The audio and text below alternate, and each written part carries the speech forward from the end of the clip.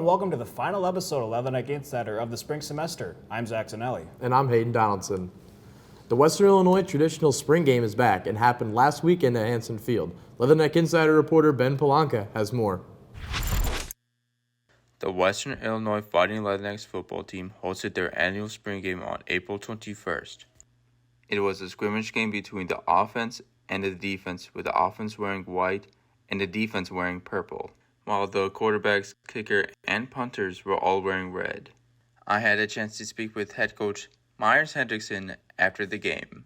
All right, so this is going into your second year coaching here at Western Illinois. Can you just tell us about that? Yeah, I absolutely love it here. I mean, this place is all about the people, and we just have tremendous alumni support. You saw that on display tonight. I mean, you just saw the alums, our honorary captains. You see honorary coach Randy Ball, all-time winningest coach in school history. So it was a special night tonight at Hanson Field. It was a lot of fun. All right, last year we had a huge battle with the QBs fighting for QB1. What's the situation with the QBs going into next season? Yes, sir, absolutely. I mean, we have a tremendous quarterback battle taking place again this spring.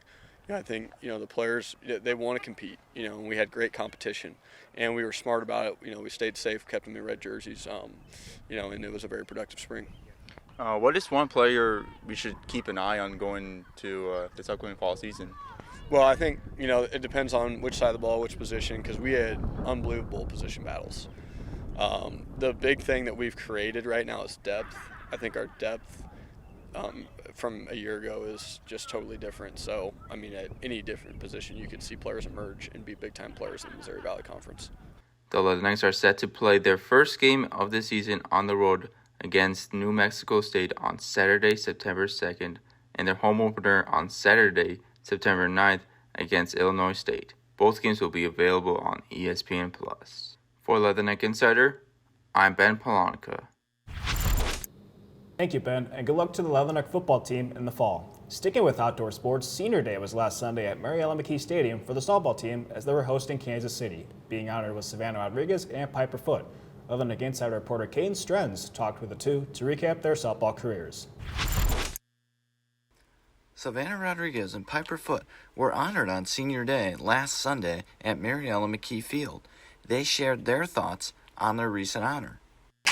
It's awesome. I mean, it's really sad, but it was just so bittersweet. And I just took in every moment I could, and knowing that I left everything on the field was just a good feeling to have. Yeah, I mean, it's been honestly really amazing. I kind of dreamed about playing Division I my whole life. I had an older sister who went on to play Division I as well, so I just really wanted to follow her footsteps, and coming here has honestly been one of the best experiences I could have ever had. I'm so grateful for this place and all the people that I've met who have supported me and just kind of helped me to be so successful over these years, whether it be softball or academics. I've just had a really great time. Reporting for Leatherneck Insider, I'm Caden Strenz. Thank you, Caden. Congratulations, Savannah and Piper. We wish you nothing but the best in the future. The season is not over yet, though, as they still have 2 more weekends of softball. They are currently in Omaha playing a doubleheader today at 1 and 3 p.m. They wrap up the season next weekend at the University of North Dakota. Sticking to the diamond, the WIU baseball team welcomed the Northern Colorado Bears to Alfred D. Boyer Stadium this past weekend. The Bears and Leathernecks went into the weekend hoping to come out on top. The Fighting Leathernecks and the Bears played a 3-game set this past weekend. Northern Colorado took 2 out of 3, winning games 1 and 3. Western won game 2 on Saturday, 5-4, after a strong pitching performance by Tyler Capron, going 6 innings with 4 earned runs and 7 strikeouts. Nick Mitchell and Jack Severs had big games as they both went 2 for 4. Mitchell, with a triple in the first and a single in the third. Severs had a single in the fourth and a double in the seventh. Cade Herman got the win after having a scoreless performance for relief. Jack Bell came in to close and got the save after striking out 3 batters. The Leathernecks are on the road to North Dakota State this weekend for a 3-game series against the Bison and then come home May 2nd to play Lindenwood. Thank you, Avery. Coming up after the break, we talk to 3 men's soccer teammates who all share one special accomplishment. Don't go anywhere.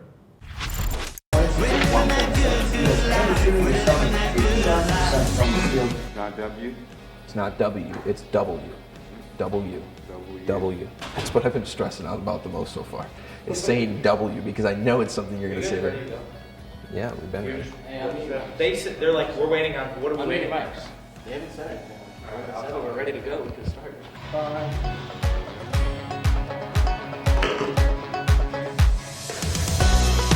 Hello everyone, I'm Will Thomas. And I'm Dane McAlee. Welcome to this week's edition of Leatherneck Insider.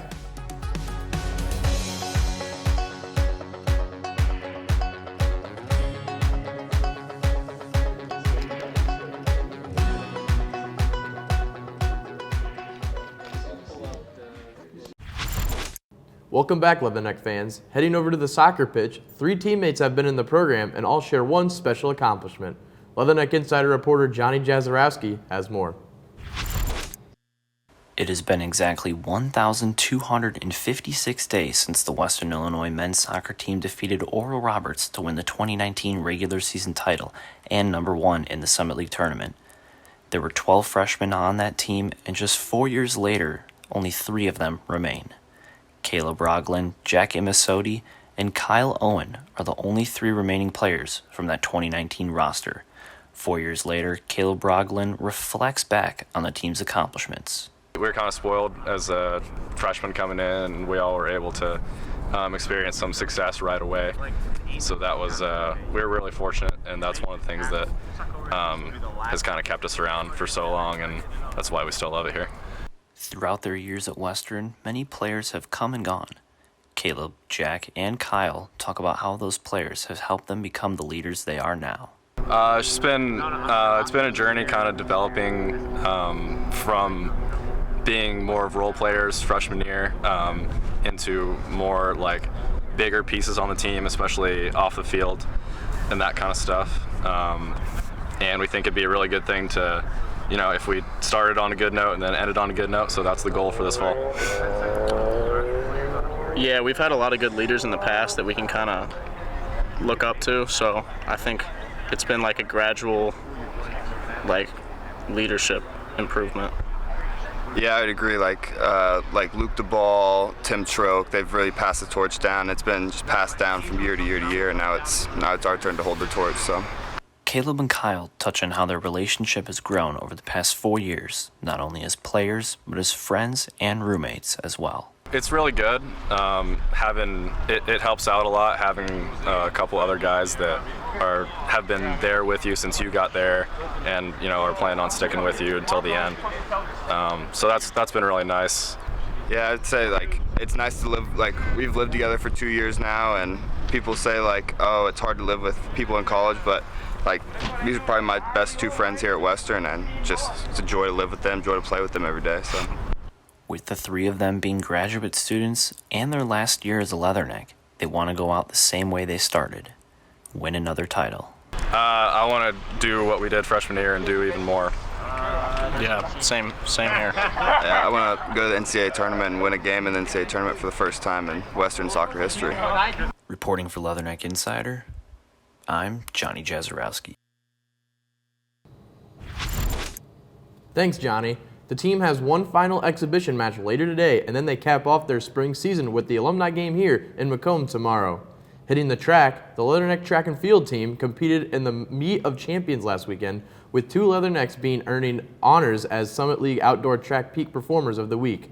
Freshman Lucas Burmeister won the 100-meter and running a personal best 10.53 while adding 2 other top 5 finishes. Malia Hudson finished 3rd in the 800-meter with a time of 2 minutes and 18 seconds and took bronze in the 1500-meter with a personal best time of 4 minutes and 40 seconds. Leathernecks will host the Lee Calhoun Invitational right here in Macomb on May 5th before heading to the Summit League Championship on May 11th. The Western Illinois women's golf team traveled to the Wilderness Ridge Golf Club in Lincoln, Nebraska for the Summit League Championship. The Leathernecks finished in 6th place, having a 3-round score of 914. They opened up a first round with a score of 301. Leatherneck shot 22 birdies in the tournament. Kelly Wu led Western Illinois with a 3-round score of 219, and Natalie Hooper had a 3-round score of 227. Congrats on a great season, ladies. Heading over to the volleyball court, head coach Dale Starr and the team wrapped up their spring season with a tournament in Iowa. The Leathernecks played Iowa, Iowa State, Northern Iowa, and Drake in 2 sets each. The Leathernecks took a set against Iowa State, defeating the Cyclones 28-26. Coming up, we dive into a new rule that was made in NCAA football. Don't go anywhere. Taking me home, taking me home. Here, I engineer the future. Taking me home, bring me back. Here, I have countless opportunities. Taking me home, bring me back. Here, I do research. Right here at Western. Welcome back. This past week, a new rule was introduced into the college football world, and it has something to do with the game clock. Our friend Luke Little is here with us to discuss this new rule. How are you doing today, Luke? Guys, I'm doing great, partially because of this new rule. The NCAA Playing Oversight Rules Panel approved on Thursday, April 20th, that a half-century-old rule was going to be changed for the 2023 collegiate football season for Divisions 1 and 2, but not Division 3 football. The rule being that after a first down is gained, the clock will now continue running, unlike prior when the clock would be stopped after every first down. The clock will still, however, be stopped when a first down is gained during the last 2 minutes of each half. This new change has received some backlash from fans saying that instead of this rule change, advertisement time should be cut back to make the game quicker instead of the actual game. This isn't the only rule change that we're going to be seeing. There were 3 others suggested along with it, and 2 were approved. One being that teams will be prohibited from calling consecutive timeouts, such as icing a kicker, and that penalties at the end of the first and third quarter will carry over and be enforced on the first play of the next quarter. These 2 rules were accepted by the NCAA, but the 4th I doubt will be accepted or without major criticism. The 4th rule proposed was not accepted, and it's that the clock will continue to run after an incomplete pass once the ball is spotted for a play. A change that would make the college level much different than the NFL. There are still some rules that are keeping it different than the NFL, such as only having 1 foot in bounds for a completion, instant replay rules, and overtime rules, and many others. I personally don't know how to feel about this yet, guys, but I think it should be really interesting to get the players' perspective on it next season. What do you guys think about this new rule? Well, you know, like you said, with all the other rules, the 1 foot in bounds rule and everything, I think college is just more, you know, it's a little, it likes to differ itself from the NFL, and I kind of just think they should have just kept that rule, but we'll see how teams adjust to this new rule. What do you think, Zach? Yeah, I completely agree with you. I think it's going to be like a challenge for the coaches and the players, and we'll see how this goes. It's going to be a wait-and-see moment. Coming up, we bring you our Final 4 for LI Athlete of the Year, plus Stool Boy recapping everyone's season. Don't go anywhere. Western Illinois University. Our beginnings in 1902 focused on providing affordable teacher education training. We've changed with the times and excelled through the years. Today, Western is positioned for the next 100 years and beyond. Affordability of diverse academic programs, outstanding learning opportunities, and hands-on experiences provide excellent job placement for our graduates. This is Western, forever Western. Welcome back. Last weekend, we had the 3rd round of Leatherneck Insider Athlete of the Year voting conclude, and we are now down to our Final 4.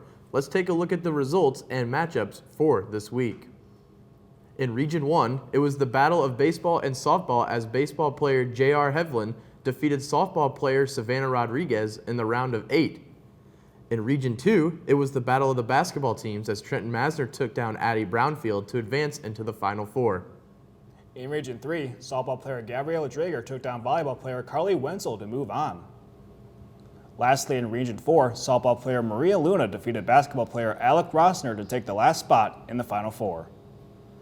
In the Final 4, J.R. Hevlin will take on Gabriella Drager and Trenton Masner will take on Maria Luna. Voting is now live on our Twitter at InsiderWIU, so make sure you cast your vote for this week's LI Athlete of the Year. We now send it to Stool Boy, who has a recap on every sport this year at WIU. Welcome back to Stool Boy Sports for the final episode of the year. I'm just going to give a recap of all Western Illinois sports from the fall, spring, and winter seasons. Starting off in the fall, we had 2 new first-year head coaches, and Myers Henderson for the football team and Dale Starr for the volleyball team. As for Dale Star, they started off 4-5, which was a great start, and then they did not win a single game the rest of the year. They went 4-26. However, they did show improvement from the beginning of the year to the end of the year. They also added some new recruits, which is going to be big for them come next fall. As for the football team, they went 0-11 under first-year head coach Myers Henderson. But as for just like the volleyball team, they did show improvement from the end of the year, or beginning of the year to the end of the year. They had all-conference honors from wide receiver Nassim Brantley, and they also had some quarterback issues, but they did add a transfer from Northern Iowa, and I think he's going to be the quarterback starting next fall. Going over to the soccer field, the men's team was one win away from being in the top 4 in the Summit League tournament. However, they fell and did not make the tournament. As for the women's team, they finished last in the Summit League, but they added a lot of recruits, and I expect them to be on the rise next fall. As for cross country, Logan Lamel broke a 46-year school record, and Paulina Wustefeld got all Summit League, all academic honors, which is pretty impressive. Moving on to the winter sports, were men's and women's basketball. Women's basketball would finish 9th in the Summit League at 5-13, 10-20 overall. They're only losing senior Elizabeth Lutz, so I do expect them to have a better year next year with all players coming back and adding a few recruits as well. As for the men's team, they had back-to-back 16-win seasons, which is pretty impressive. And Rob Jeter is now out as head coach, and it's now Chad Boudreau. Chad Boudreau has already added 2 new recruits, and I expect them to be on the rise and finish in the top 4 just like they did this year. They finished 4th in the Summit League at 9-9 and 16-16 overall. So we shall see what will happen next winter. Going to spring, where we got baseball and softball. Softball is currently 9-30, but this is the most wins they've had since 2021. As for the baseball team, they're also under first-year head coach and Taylor Sheriff.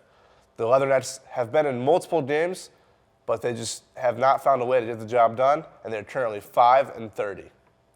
Also, track and field had a great year as well.